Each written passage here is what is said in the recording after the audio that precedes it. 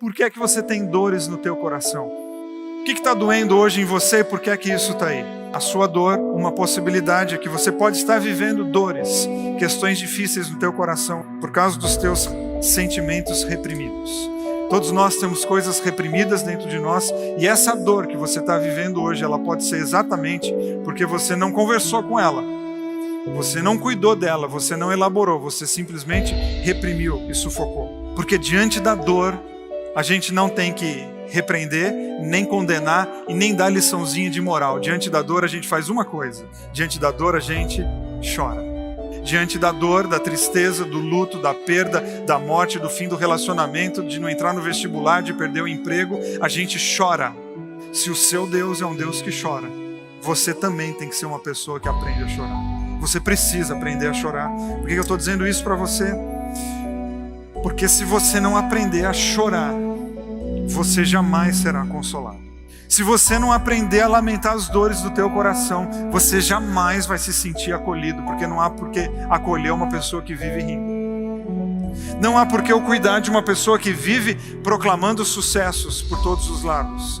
Não, eu só consigo, só serei e terei a bênção de ser curado, de ser acolhido, das minhas lágrimas serem enxugadas a partir do momento que eu entender que chorar faz parte de uma espiritualidade sadia. Que o choro faz parte de uma pessoa que entendeu o reino de Deus de maneira tal, onde há tempo para todas as coisas e há tempo em que eu simplesmente sento, lamento, me acabo em lágrimas e permito que essas lágrimas lavem as minhas dores, lavem o meu coração, para então eu poder continuar. Mas o que a gente faz? A gente entra num processo de reprimir sentimentos, de reprimir dores. E tudo que é reprimido, uma hora vai sair. E às vezes da maneira mais dolorida possível. Então eu tenho uma perda aqui, eu tenho uma traição aqui, eu tenho um abandono aqui, eu tenho um desemprego aqui, e eu vou somando, acho que você já ouviu essa expressão, a somatização. Eu vou somando essas coisas todas aqui dentro. Mas diante das pessoas, o que eu faço? Sorriso no rosto. Porque eu tenho uma espiritualidade, eu sou cristão e eu tenho que manter essa boa aparência, esse sorriso o tempo inteiro, mas aqui dentro feridas e dores que eu não posso falar. Em algum momento eu vou reclamar que ninguém acolhe as minhas dores, ninguém sabe. Você não deixou ninguém saber.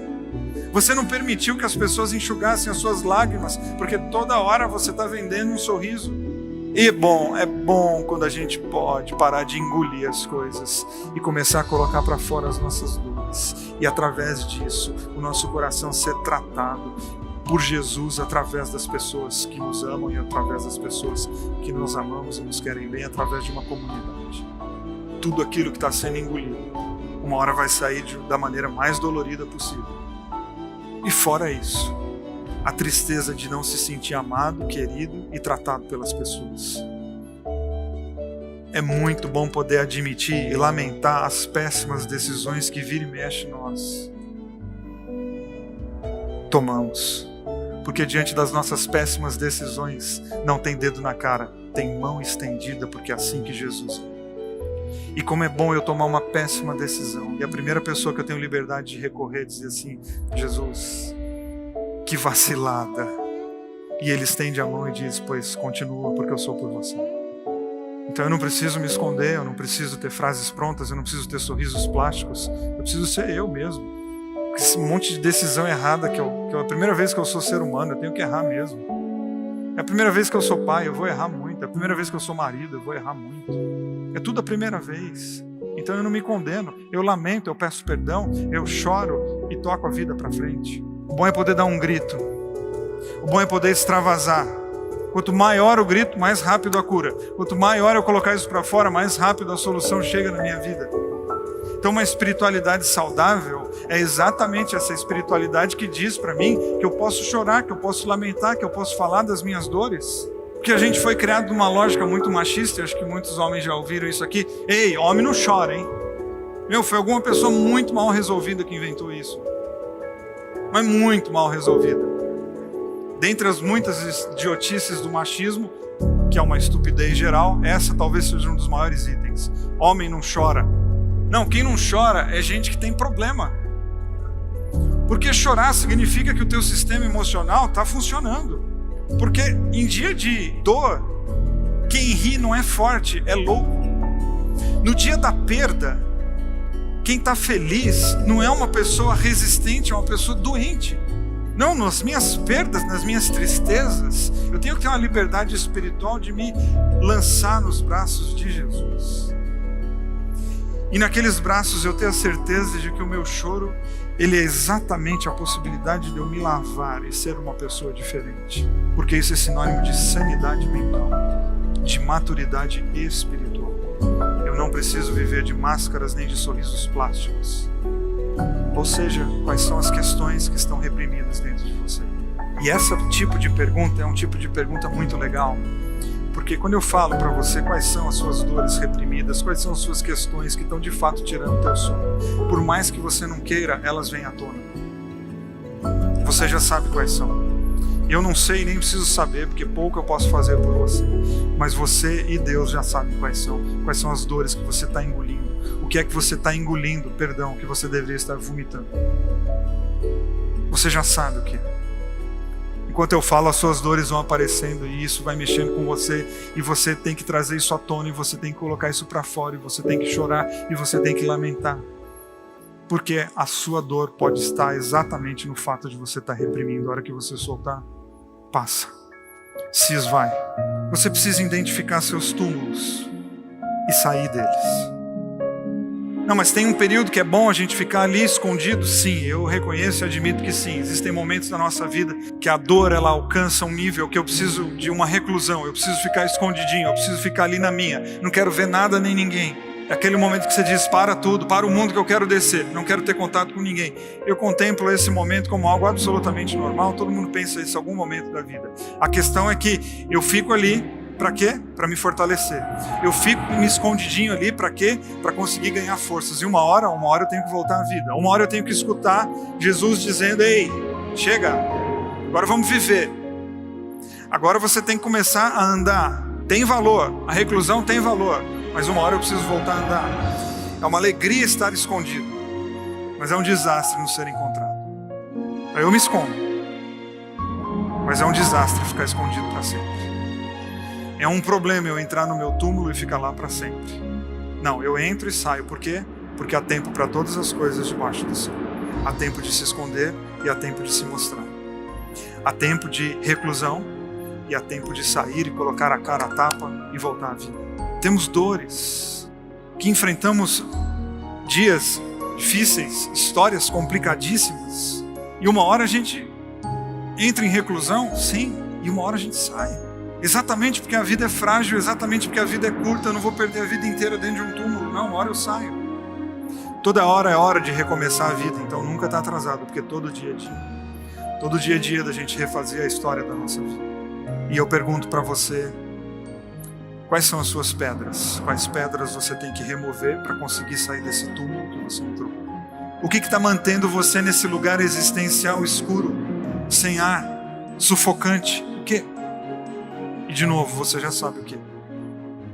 Você já sabe exatamente identificar quais são as suas pedras, o que é que está tomando conta do teu coração e por que você não consegue sair, você já sabe o quê?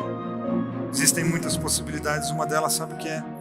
Tem gente aqui hoje muito precisando lidar com a questão do perdão. Exatamente por não saber lidar com a questão do perdão, fica a vida inteira lidando, sabe com o quê? Com a questão da amargura e do ressentimento. A amargura e o ressentimento é a pedra que está segurando você nesse lugar escuro. E esse assunto do perdão, ele é tão complicado, tão difícil, mas tão necessário. Porque ele é sempre automaticamente ligado, não, eu não consigo perdoar porque eu não consigo esquecer. Não, você não tem que esquecer nada. Ninguém tem que esquecer nada na vida. Perdoar não é você esquecer alguém, é você mudar aquele alguém dentro de você. Esquecer alguém? Como? Perdoar não é esquecer alguém, perdoar é você mudar aquele alguém dentro de você. Ah, mas esse alguém não merece o meu perdão, mas você merece. Você merece viver sem isso do seu lado. Por quê? Porque o que é a amargura? A amargura é você se fechar dentro do seu túmulo por causa de alguém. E aí você acha que você está nesse túmulo sozinho? Não, você está com esse alguém que você tanto detesta. A amargura é o que liga vocês dois.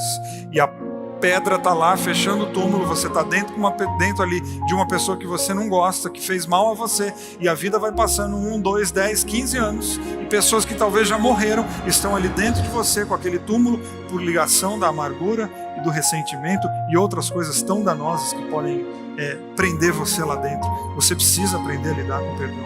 E eu não quero te iludir, perdão não é um processo mágico de senti um negócio e perdoei. Se é isso, você sentiu outra coisa, porque perdão não é isso.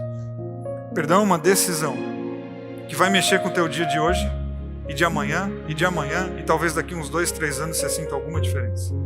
Aquela pessoa não merece o seu perdão, mas você merece viver longe dela, não merece? Do contrário, é esse túmulo com essa pedra e dia após dia, e a sua história sendo definida por um sentimento tão danoso, tão pesado como o ressentimento. Tem gente aqui hoje presa num túmulo e a pedra que aprende lá dentro é a culpa. Outro assunto tão difícil da gente lidar, a culpa pelos nossos erros, a culpa por uma decisão mal pensada, a culpa por medo de Deus, tudo que gera isso.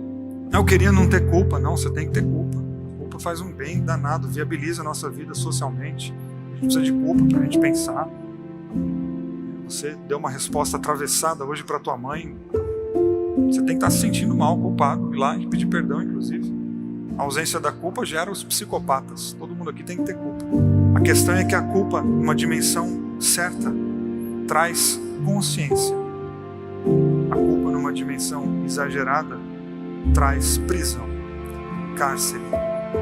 Voltando ao perdão, você precisa aprender a se perdoar por aquilo que você fez. Tem gente aqui hoje preso porque perdeu o sentido da vida. Que bom que você perdeu o sentido da vida, porque agora você pode dar outro. Quem sabe o sentido que você estava era ruim. Vida não tem um sentido, a vida tem muitos. Não existe um caminho para você trilhar a sua vida, não, existem muitos. Então quando a gente para pensar nessa cena de que tantos sentimentos, de tantas situações podem nos prender nessas nossas cavernas, e a vida vai passando, aí a gente pode chegar à conclusão que o nosso medo não é de morrer, o nosso medo é de não viver. E morrer é dolorosamente amargo, mas a ideia de ter de morrer sem ter vivido é insuportável. Pensar em morrer não, é ruim. Mas pior do que isso, porque isso é inevitável, é eu pensar que eu estou vivendo preso, que eu estou existindo, mas sem aproveitar a vida. Por quê? Porque coisas aconteceram comigo, pessoas me feriram, pessoas me traíram, pessoas que eu ajudei enfiaram a faca nas minhas costas, e eu aceitei aquilo, e uma hora eu estou preso. Mas quem está preso sou eu. E a vida está passando. Mas na mesma proporção em que a vida está passando, Jesus continua dizendo para mim e para você: ei, vem para fora. Você só precisa ter coragem de admitir que tem uma pedra te prendendo e que você precisa lidar com ela a partir de hoje. Quer seja a culpa, quer seja a amargura, quer seja a falta de sentido na vida, a história é sua. A questão é o que a gente vai escutar. Quem que eu vou dar ouvido? Porque coisas boas e coisas ruins nós vamos ouvir a vida inteira. Não se sinta condenado por estar vivendo alguma coisa, algum processo dolorido. Não se trata de condenação, se trata de consciência. A grande questão é: eu vou continuar alimentando dor ou se eu vou alimentar o consolo? Quem tem que ser por você é você. Quem tem que conspirar a teu favor é você. E eu posso conspirar em meu favor? Isso não é arrogância? Não. Conspirar em meu favor, eu estou sendo igual a Jesus. Por quê? Porque Ele é por mim. Deus é por mim. Então se Deus é por mim, eu também posso ter a ousadia de empurrar as minhas pedras, tirar as ataduras que me prendem e de cabeça erguida, de mãos dadas com Jesus, refazer a história da minha vida.